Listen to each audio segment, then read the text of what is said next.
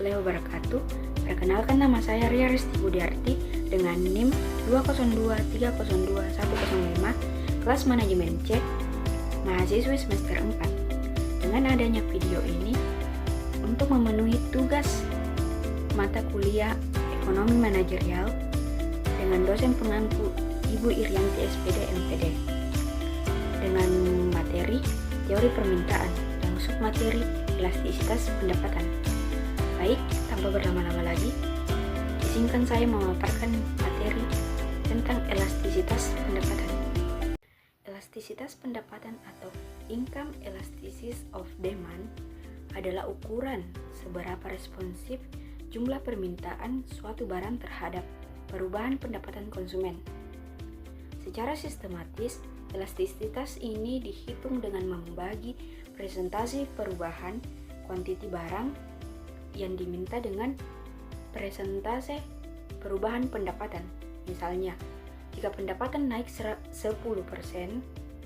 dan permintaan naik 20%, maka elastisitas sebesar 2,0 menunjukkan respon yang sensitif.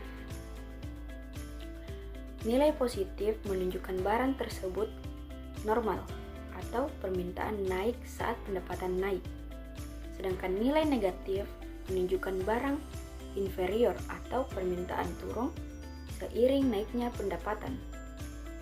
Jika elastisitas antara 0 dan 1, barang dianggap kebutuhan, sedangkan nilai negatif menunjukkan barang inferior, artinya permintaan turun seiring naiknya pendapatan. Jika elastisitas antara 0 dan 1, barang dianggap kebutuhan. Nilai di atas 1 menunjukkan barang tersebut barang mewah. Dalam praktiknya, elastisitas pendapatan penting bagi pelaku bisnis untuk merencanakan produksi dan strategi pemasaran.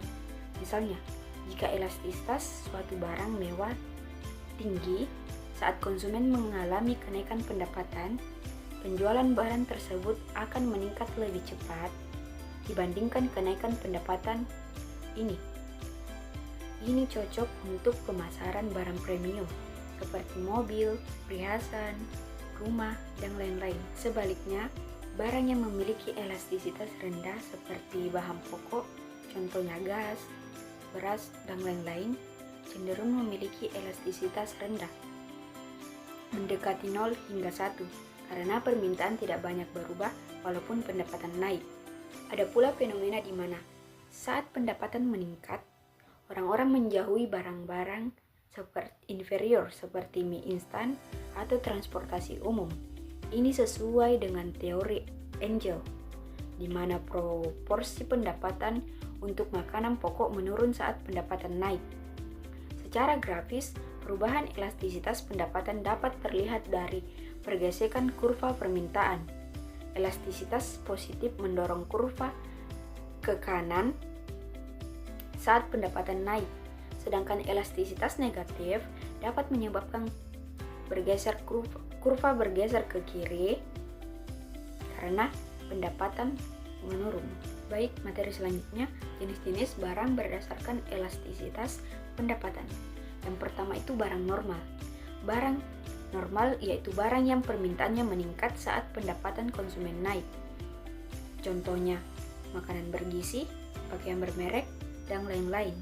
Yang kedua itu barang inferior, di mana barang inferior merupakan barang yang permintaannya menurun saat pendapatan konsumen naik. Contohnya mie instan, barang bekas, dan lain-lainnya.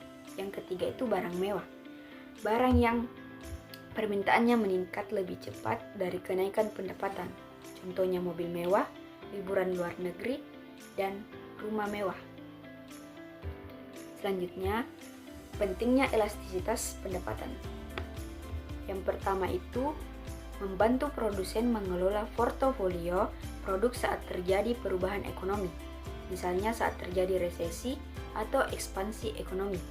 Yang kedua, memberikan gambaran barang mana yang akan lebih diminati atau ditinggalkan konsumen saat daya beli berubah.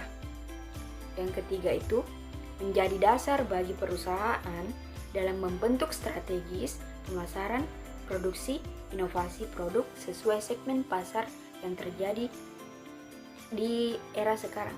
Baik, kesimpulannya yaitu elastisitas pendapatan memberikan informasi penting tentang sensitifnya pemerintah terhadap perubahan daya beli, membantu bagi analisis pasar, kebijakan harga, dan strategi bisnis yang tepat sasaran. Sekian dari pemaparan dari saya. Mohon maaf bila ada salah kata. Wabillahi taufiq wal hidayah. Wassalamualaikum warahmatullahi wabarakatuh.